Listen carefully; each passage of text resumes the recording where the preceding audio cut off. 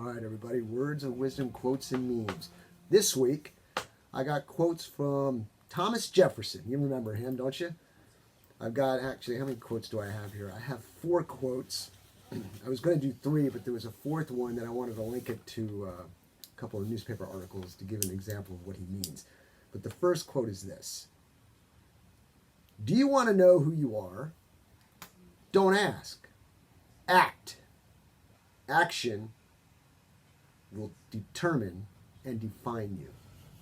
That's quote number 1. Quote number 2. I predict future happiness for Americans if they can prevent the government from wasting the labors of the people under the pretense of taking care of them. You ever seen that poster? We're from the government, we're here to help you? I think that's kind of what he's talking about. Quote number 3. The most valuable of all talents is that of never using 2 words when one will do. That's why I like to text and not talk on the phone. How many times have you had a conversation with somebody and you heard the same thing 3, 4, 5 times over? Radio's a little different because you got people coming in all the time, so you got to reiterate what you're saying. But when you're in a conversation on a one-to-one basis and you heard it 5 times already, the quote, the most valuable of all talents is that of never using 2 words when one will do. Now, the 4th quote. The man who reads nothing at all is better educated than the man who reads nothing but newspapers. Back then they were having problems with fake news, okay? So I'm going to refer to you to a couple of articles here, and it kind of irritated me. People around here in Temple and Cameron, you probably saw the paper, and it had a headline reading, Machete-wielding man detained near Ralph Wilson Youth Club.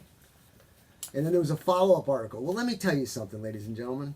This headline makes it sound like this guy is running around wielding a machete in a scary manner. First of all, it's legal to carry a sword, knife, dagger, whatever, and longer than 5 inches, based on the last changes of the laws that we had. This guy got arrested because he was trespassing. That's all it was. He was carrying the machete, and then he saw the police come, and he threw the machete down, and he ran. And in the later article, it basically says he got arrested for trespassing, and that's it. No other charges were brought up to it.